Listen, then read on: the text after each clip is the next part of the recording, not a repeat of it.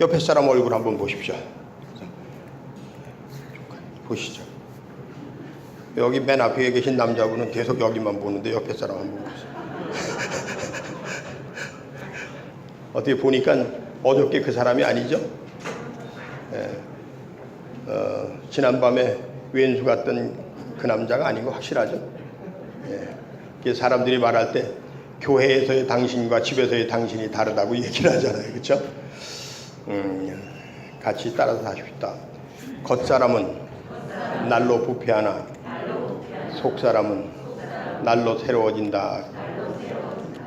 그걸 이렇게 손 드시고 손가락 펴시고, 손 드시고 손가락 펴.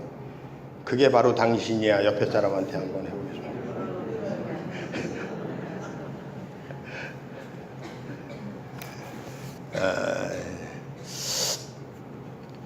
제가 깜짝 놀란 거는 최소영 권사님이 뭐 이제 교회 나온 지 얼마 안 되셨으니, 우리 교회 오신 지 얼마 안 됐으니까 여러분들 잘 모르실 텐데, 손 한번 들어보시죠. 최소영 권사님. 네, 최소영 권사님이 저한테 문자를 보냈는데, 목사님 보헤미안 랩소디를 봤는데 너무 좋아요. 꼭 가서 보세요. 이렇게 썼어요. 그래서 저는 그 표라도 사서 보내주나 그리고 다시 한번 이렇게 카톡을 봤는데 표가 없어요. 그래서 다음 주에, 요번 주에는 꼭 좀 한번 가서 봐야 되겠다, 이제 그런 생각을 하는데, 사람들이 하도 보헤미안 랩소디 그러니까 저도 그게 뭐냐고 그랬더니, 뭐 가수 퀸이라고 하는 가수가 있는데, 그 사람을 알면 보고 그렇지 않으면 뭐 봐도 잘 모를 거라고. 그래서 사실 제가 음악에는 깡통이잖아요. 아주 알 수가 없죠, 제가. 그래서 이걸 꼭 보려는 사람은 있는데, 이 보헤미안 랩소디의 주인공에 대해서 제가 알질 못하고 그 음악을 모르고 그러는데, 이걸 봐야 되나 말아야 되나 이제 그런 고민도 있고, 사실 요새는 또 시간이 좀 잘 안 나더라고요. 그런데 보니까 이제 그 노래 가사 중에 그 버섯구름, 그러니까 이제 원폭 피해에 대한 얘기를 하면서 그 버섯구름 속에서도 우린 굳건히 잘 버텼지, 그리고 잘 살아냈지, 뭐 이런 얘기가 나오는 것 같아요. 그렇죠. 사실 우리가 지금 살아가면서 먹을 것도 많고, 그리고 입을 것도 뭐 정말 참 풍성하고. 이성재 권사님, 그 지난주에 그 옷 아니죠? 다른 옷이죠? 지난주에 헐벗은 모습으로 교회를 와가지고 각동환 선생님이 가져오신 옷을 불쌍하다 그리고 줬더니 아주 낼름 잘 입더라고요. 딱 맞고 멋있다고 그랬더니 오늘은 그보다 더 멋있는 옷을 입고 온 거예요. 그러니까 옷이 좀 없는 것 같아도 도와줄 필요가 전혀 없는 거야. 사실 그래요. 우리는 너무 풍족한 시대에 살고 있다고 얘기하지 않습니까?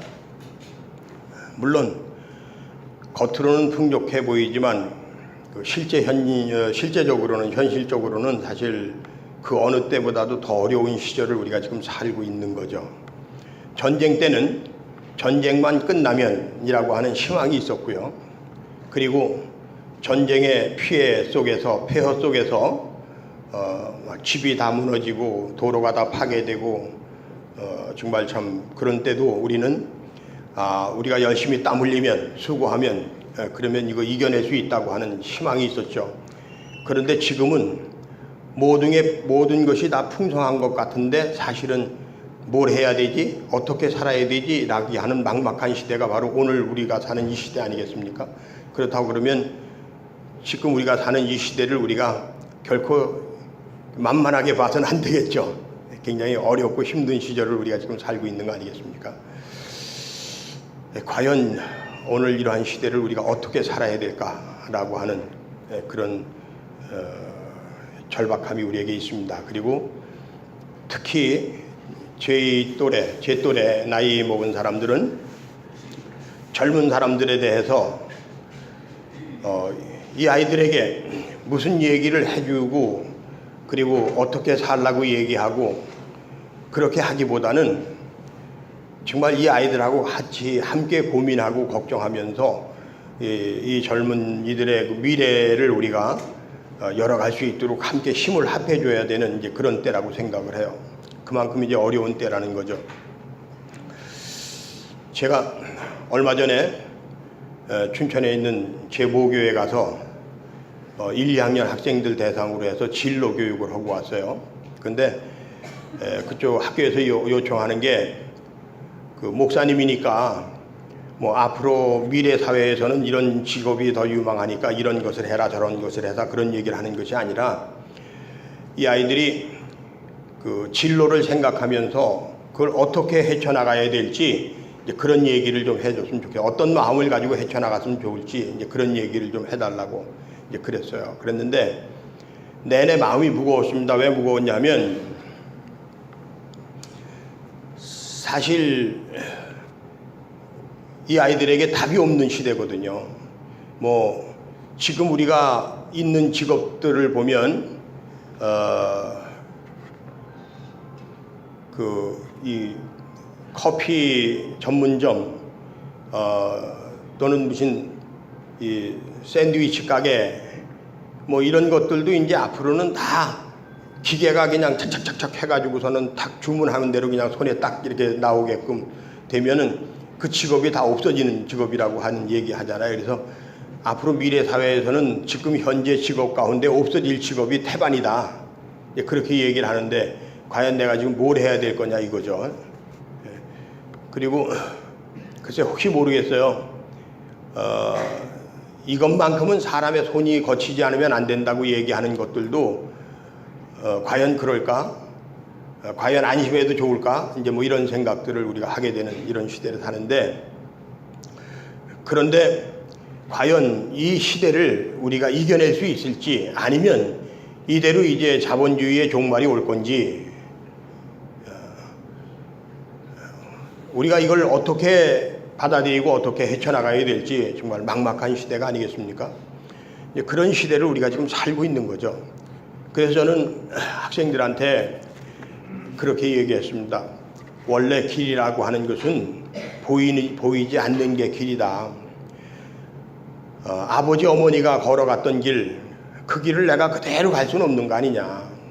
내가 걸어가야 할 길은 앞이 보이지 않는 길인데 그걸 그때그때 한 걸음 한 걸음 꾸준하게 걷다 보면 나중에 이게 길이라고 부르는 그런 이 길이 나는 것이지 이것이 보여서 훤하게 보여서 그 길 따라서 그냥 쭉 이렇게 가는 길은 없다.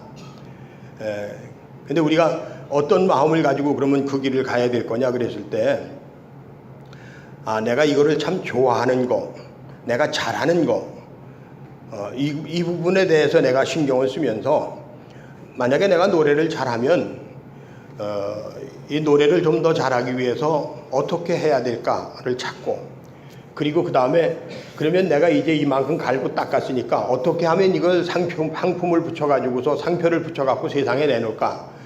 그렇게 한 걸음 한 걸음 이렇게 나가다 보면 그러면서 자기의 인생을 헤쳐나가는 건데, 그때 즐거움이 있고 기쁨이 있고 행복이 있어야 된다.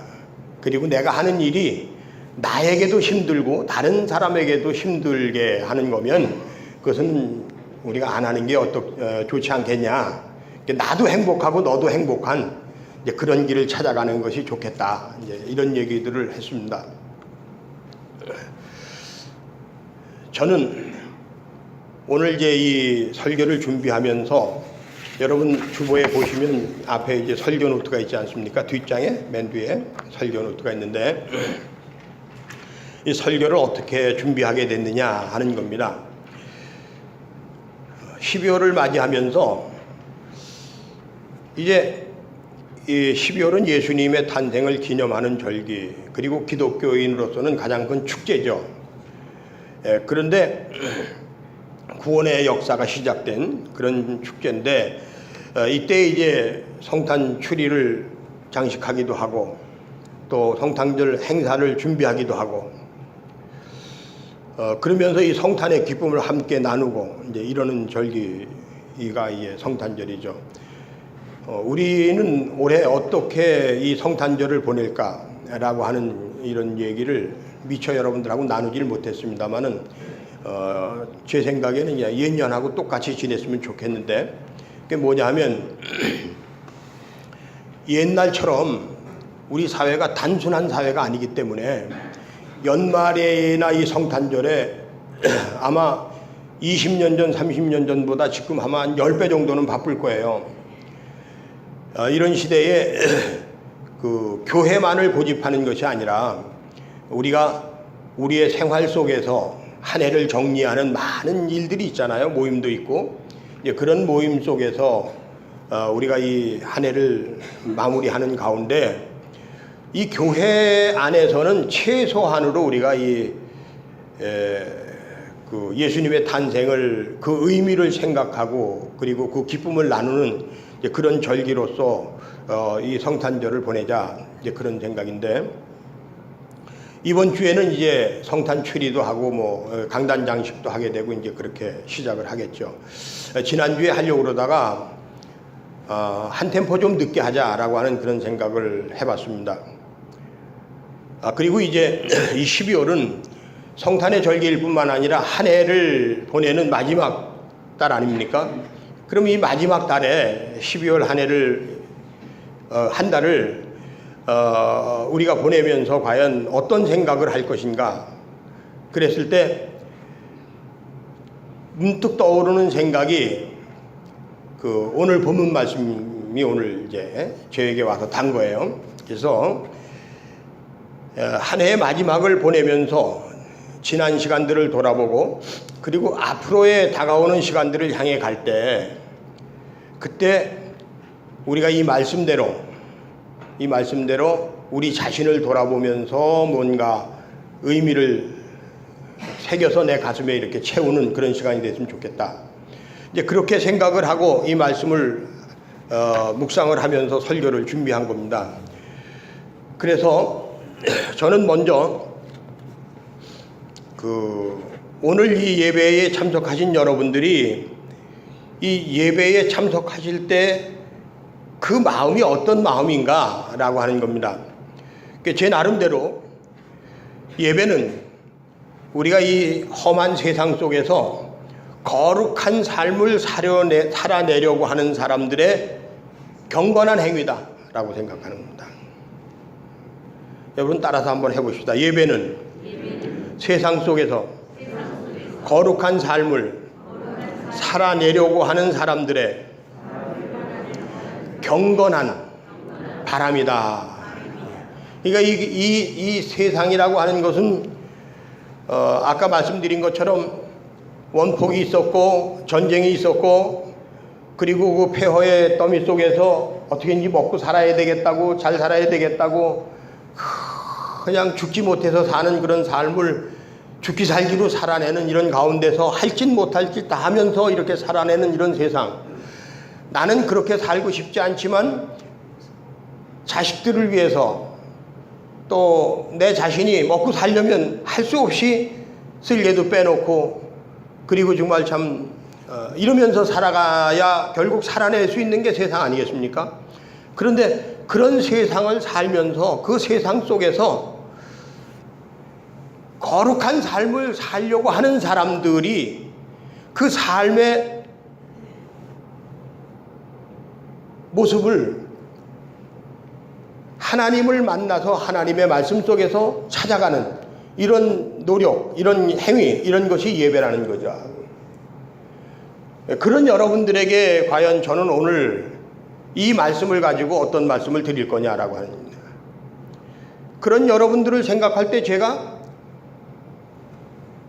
늘상 하는 예배지만은 이 예배를 통해서 여러분들에게 드려야 되는 이 말씀은 저에게 엄청난 고민을 하게 만드는 거죠.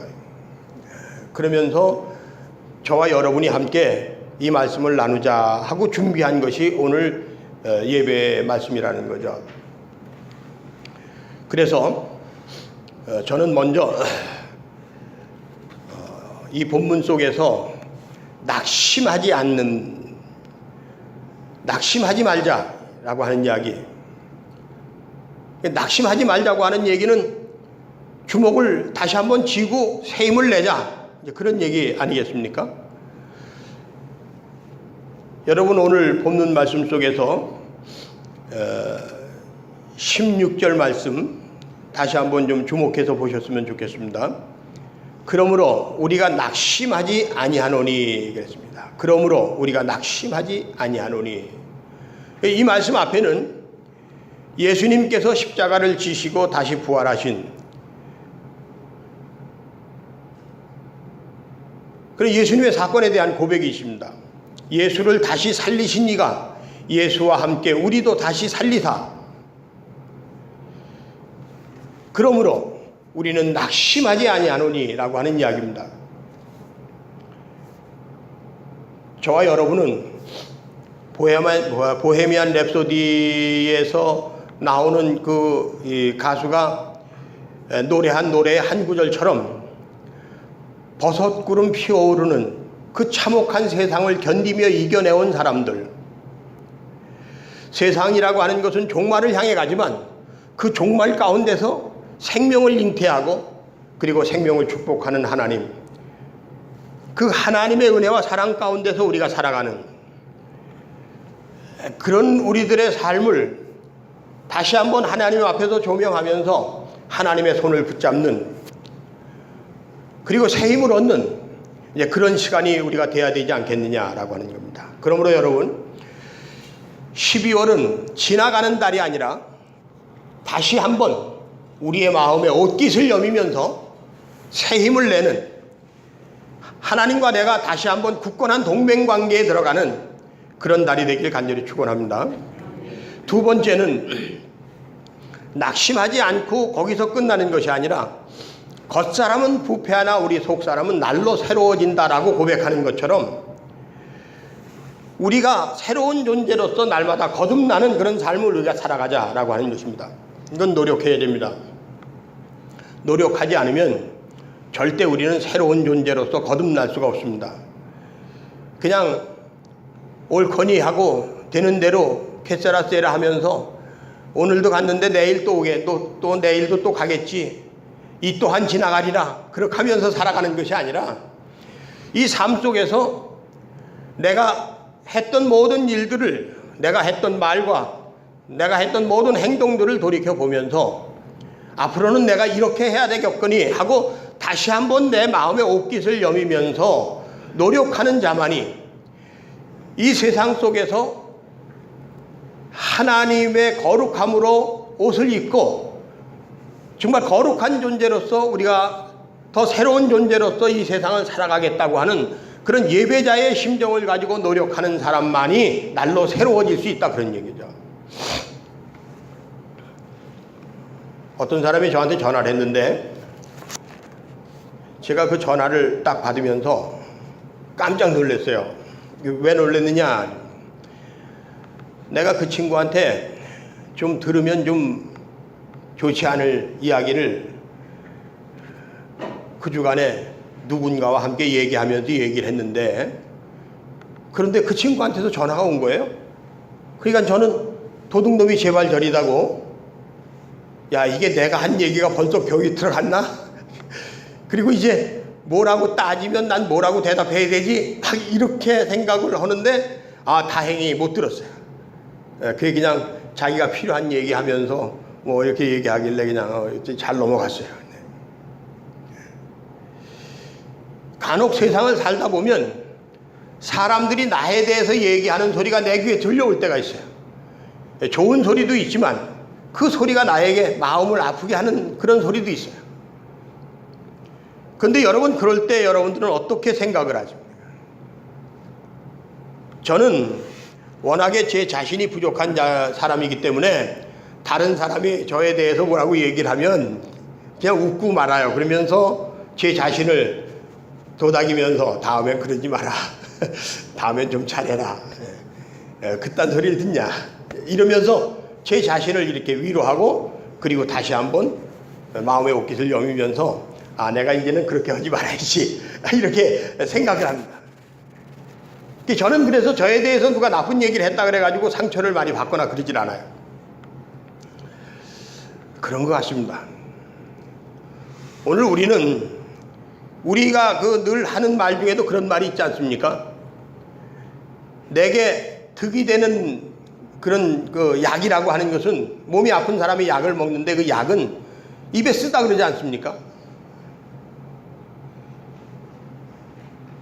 세상 살아가면서 내 자신을 돌이켜볼 때, 지난 시간 동안에 내가 잘못했던 것들을 생각할 때 그것 때문에 자학을 하면서 손목에 칼질을 하고, 그러면서 너는 바보야, 너는 멍청한 놈이야, 너는 왜 그래, 너는 그것밖에 안 돼, 나는 왜 금수저가 아니고 흙수저를 가지고 태어났나, 그러면서 세상을 원망할 수도 있지 않겠습니까? 근데 그런 것이 아니라 우리는 과거라고 하는 시간을 돌아보면서 언제나 내가 그렇구나, 그러니까 그랬으니까 더 잘해야지 라고 생각하면서 자기 자신을 오히려 위로하고 북돋아주는 그런 내가 되어야 되지 않겠습니까? 다른 사람이 나한테 너 괜찮아, 너 그거 아무것도 아니야, 네가 그랬었어, 아유 뭐 그런 거 나도 그런 거 다 겪어봤어, 그런 얘기 백날 해봐야 아무 소용이 없어요. 내가 내 자신을 위로해야 그것이 진정한 위로가 되는 거죠. 그래서 그것을 우리가 긍정의 심리학이라고도 하고, 이제 긍정적인 사고를 가지고서 자기 자신을 컨트롤하는 거라고 얘기도 하고 이제 그러는데, 어쨌든지 간에 저는 오늘 우리가 세상을 살아가면서 지난 시간의 내가 아니라 앞으로의 나는 지난 시간에 나보다 더 나은 나를 향해 가는 그런 시간을 우리가 살아야 되겠다, 그런 얘기입니다.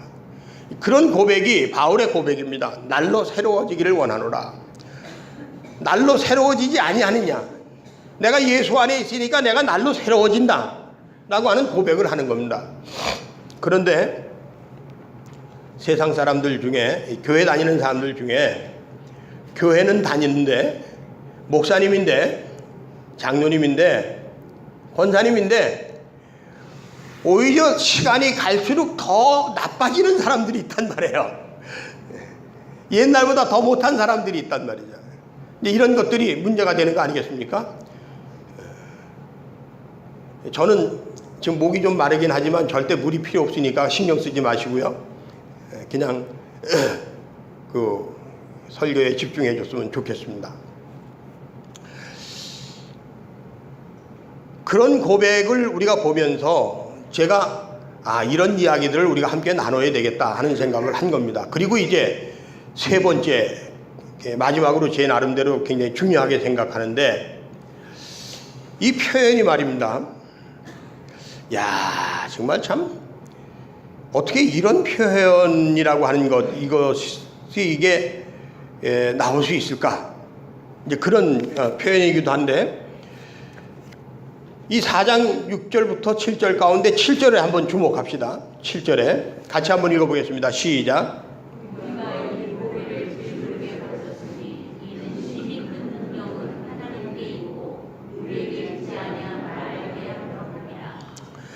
내가 과거의 내가 아니라 보다 새로운 나, 더 강건한 나, 더 멋있는 나, 더 행복한 나가 되는 것은 어디에 있느냐 하면, 내가 내 마음속에 하나님을 아는 빛이 있기 때문이라는 거예요.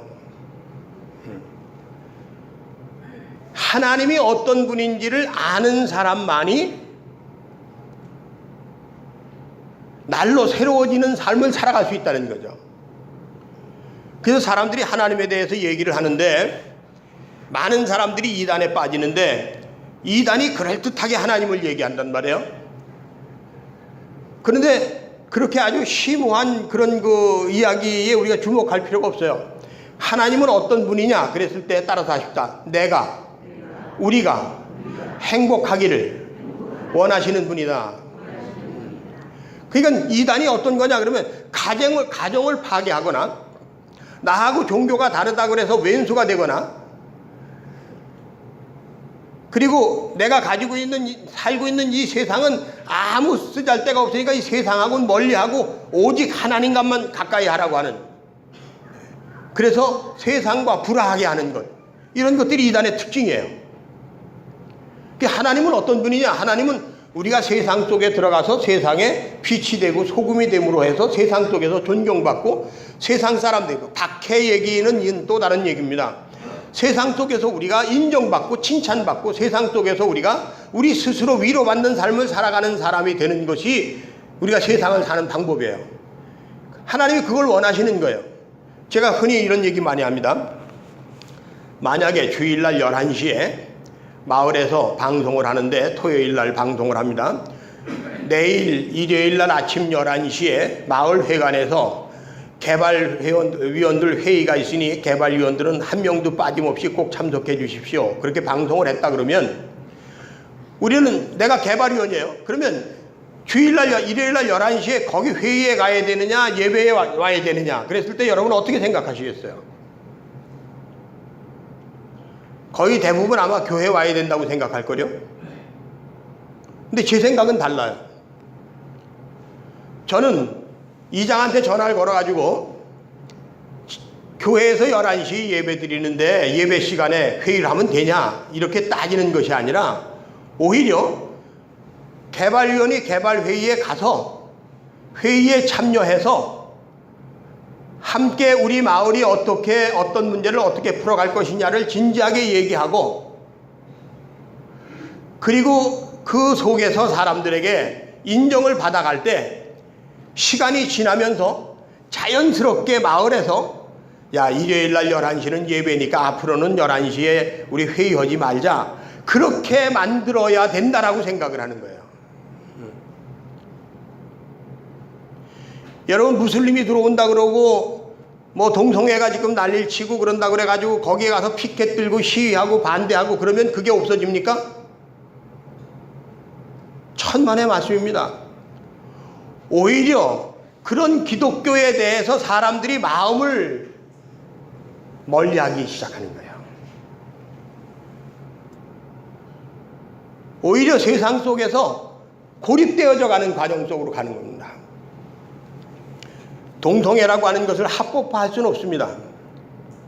제가 지난 11월 달에 2차례, 3차례 걸쳐서 말씀드린 것처럼 동성애라고 하는 것은 가장 이기적인 생각이기도 하고 발상이기도 하고 또 인류의 종말을 향해 가는 것이기도 하고 우리가 흔히 얘기하는 죄라고 얘기할 수 있는 부분도 있고 그리고 이제 그 속에는 정말 참 우리가 염려하는 건강하지 못한 그런 모습도 있기 때문에 우리는 그것을 인정할 수는 없어요. 그렇지만 그런 사람들에 대해서 불쌍하게 생각하는 마음을 가지고 그리고 그 사람들이 회복되어지기를 바라는 마음을 가지고 그리고 그 사람들이 그 길을 갈 수 있도록 손을 내밀어 줄 수 있는 사람들이 돼야 되는 겁니다.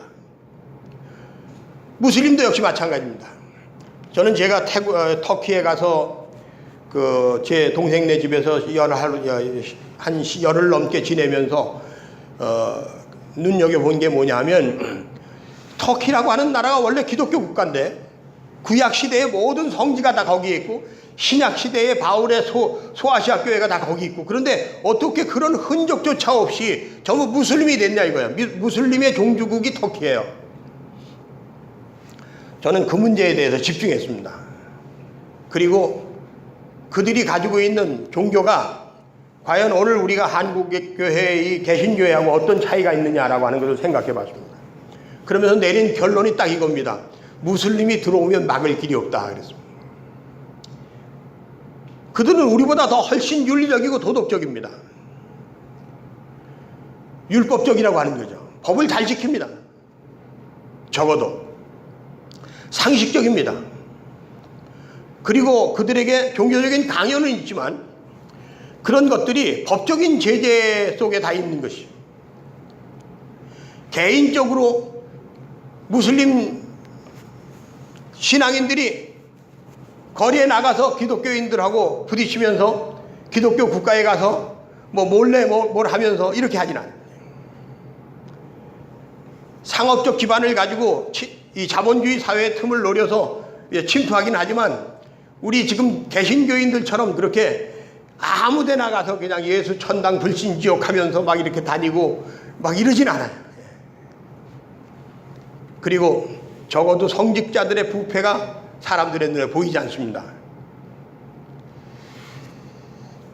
저는 오늘 우리는 하나님의 말씀을 담은 그릇이라고 하는 이 바울의 이야기에 우리가 주목해야 된다라는 얘기를 하는 겁니다. 따라서 하십시다. 나는 하나님의 말씀을 마음속에 담은 존재다. 이걸 이제 성도라고도 얘기하고 교인이라고도 얘기하는 거예요. 사실 교인이라는 말은 교회에 다니는 사람을 얘기하는 거기 때문에 정확한 명칭은 아니죠. 그리스도인. 그런데 더 놀라운 건 뭐냐면 바울이 그 하나님의 말씀이라고 하는 이 보배를 가진 자가 바로 난데 이 나는 누구냐라고 하는 것을 이렇게 명확하게 표현했어요. 따라서 하십시다. 나는 질그릇이다. 옆에 사람 보고 이렇게 얘기하세요. 네가 아무리 잘난 것 같아도 질그릇이야. 내가 한 대 툭 때리면 넌 그냥 그 자리에서 그냥 작살나는 거야. 앞으로 나한테 잘해. 이렇게 한번 얘기 한번 해보세요. 한번 옆에 사람한테 한번 얘기해 보세요. 당신은 질그릇이야. 아무것도 아니야. 이렇게. 사실 그래요. 우리 아무것도 아닙니다. 저 여기 목사라고 제가 서 있지만 여러분들이 어느 날 야, 저 목사 쫓아내자 그래가지고 뭐 목사가 어쨌냐 저쨌냐 해가지고서 얘기해가지고서 막 이러면 저는요 그냥 일주일도 못 버티고 나갈 거예요. 아무것도 아닙니다. 이게 세상에 우리가 그렇게 존경하고 뭐 사람들이 그냥 세계적인 목사라고 그런 사람들도 하루아침에 그냥 얼굴에 똥칠을 하고 그냥 창피를 당하고 망신을 당하고 그러는 거잖아요. 이게 아무것도 아니에요. 아, 저것도 사람이구나. 근데 그 사람에 대해서 바울이 질그릇이라고 얘기를 하는 겁니다. 질그릇이라고. 그럼 나는 질그릇밖에 안 되는 존재예요. 물론 이제 그릇의 가치로 따졌을 때 질그릇이 과연 그렇게 뭐 그 값싼 존재냐, 가치가 그거밖에 안 되냐 그렇게 얘기할지 모르지만 그건 이제 그 값으로 따지는 것이 아니라 그 강도로 얘기하네. 강도로. 질그릇은 그냥 툭 치면 깨지는 거거든요. 이게 아무것도 아닌 거라는 거죠. 그걸 그렇게 표현한 겁니다. 여러분, 나는 아무것도 아닌 존재인데, 질그릇과 같은 존재인데 내 속에 하나님의 말씀이라고 하는 보배가 있단 말이죠. 하나님께서 주신 것, 예수 그리스도를 통해서 주신 것입니다. 예수 그리스도께서 말씀하신 겁니다. 그 말씀이 내 속에 있단 말이죠. 이 말씀을 가지고 살아가는 나는 이 보배를 지키기 위해서 얼마만큼 조심스러워야 되느냐 그런 얘기입니다. 그래서 오늘 마지막으로 저는 여러분과 함께 이런 이야기를 나누고 싶습니다. 여러분, 내가 예수 안에서 하나님의 형상을 회복하는 자가 되기 위해서 간절한 마음을 가지고 살아가자. 내게 임한 하나님의 말씀, 산상수훈을 통해서 하신 말씀, 그리고 돌에 맞아 죽을 수밖에 없는 나에게 다시는 가서 죄짓지 말라고 얘기하셨던 그 하나님, 에덴 동산에서 선악과를 따먹었던 아담과 하와에게 다시 한번 새로운 기회를 주셨던 그 하나님, 그런 하나님을 우리가 그 은혜를 우리의 삶 속에서 우리가 살아가기 위해서 정말 간절한 마음을 가지고 예배하는 예배자의 심정을 우리가 잊어버리지 말자 그런 얘기입니다. 어떤 사람들은 우리 교회가 주일날 11시 낮 예배 한 번밖에 없으니까 교회가 그래도 돼 자주 모이라 그랬는데 모이기를 힘쓰라 그랬는데 여러분 생각해 보세요. 모이기를 힘쓰라는 말이 어떤 말입니까? 따라서 합시다. 기도는 매 순간 내 삶 속에 호흡이 돼야 된다. 기도라고 하는 것은 어떤 시간을 정해놓고 하는 것이 아니라 내 삶 속에서 항상 나와야 되는 거예요. 간절함으로. 하나님, 내가 날로 새로워지기를 원합니다. 내가 하나님의 말씀대로 살기를 원합니다. 내가 저 원수를 용서하기를 원합니다. 어떻게 하면 용서하겠습니까?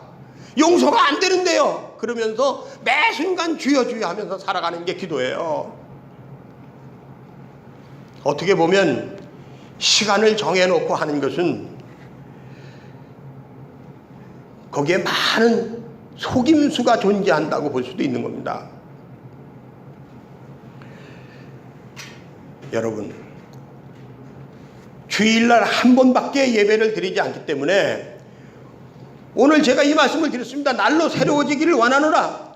그래, 나는 지난 시간 동안을 돌아보면서 내가 다가오는 새해에 저 새로운 존재가 되리라. 그럼 다음 주에는 새로운 존재라고 하는 건 어떤 사람을 얘기하느냐? 그 다음 주에는 그렇게 되기 위해서는 어떻게 해야 되느냐라는 얘기를 하다 보면 이 새로운 존재라고 하는 이야기를 가지고 6개월을 얘기할 수가 있어요. 그러다 보면 나도 모르게 콩나물 자라듯이 내 신앙이 자라는 거예요. 근데 여러분은 어떻습니까?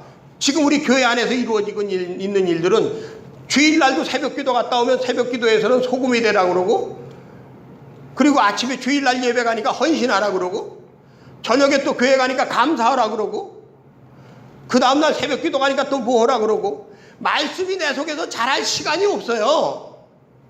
뭐 시간이 있어야 자랄 거 아니에요. 밥도 내가 하루 3끼만 먹어야지 하루 종일 밥을 먹으면 그게 밥이 소화가 되겠습니까? 왜 이런 것들을 생각을 못하는지 모르겠어요.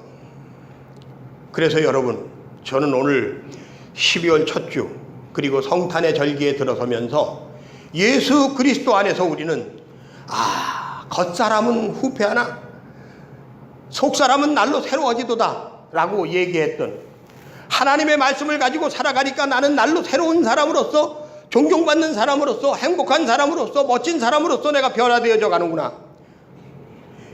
이런 이야기를 고백할 수 있는 우리가 되자는 얘기를 저와 여러분 함께 나누는 겁니다. 제 조카가 제 아버님을 잊질 못해요. 할아버지가 돌아가셨는데 그 할아버지가 너무너무 보고 싶어요. 그래서 제가 조카한테 물었습니다. 너는 왜 그렇게 할아버지가 좋니? 할아버지는요, 한 번도 허리를 굽힌 적이 없어요. 할아버지는요, 언제나 당당하셨어요. 할아버지는요, 저하고도 얘기가 통했어요. 할아버지는요, 행복하게 사셨어요. 여러분, 적어도 예수 믿는 사람이라면, 교회 다니는 사람이라면, 다른 사람에게 실망과 낙심을 주는 사람이 아니라 날로 새로워지는 삶의 모습 속에서 사람들에게 존경받고 인정받고 칭찬받을 수 있는 사람이 되어야 되지 않겠습니까? 그런 새해를 향해서 우리가 다 나아가자 하는 말씀을 오늘 여러분과 함께 나눴습니다.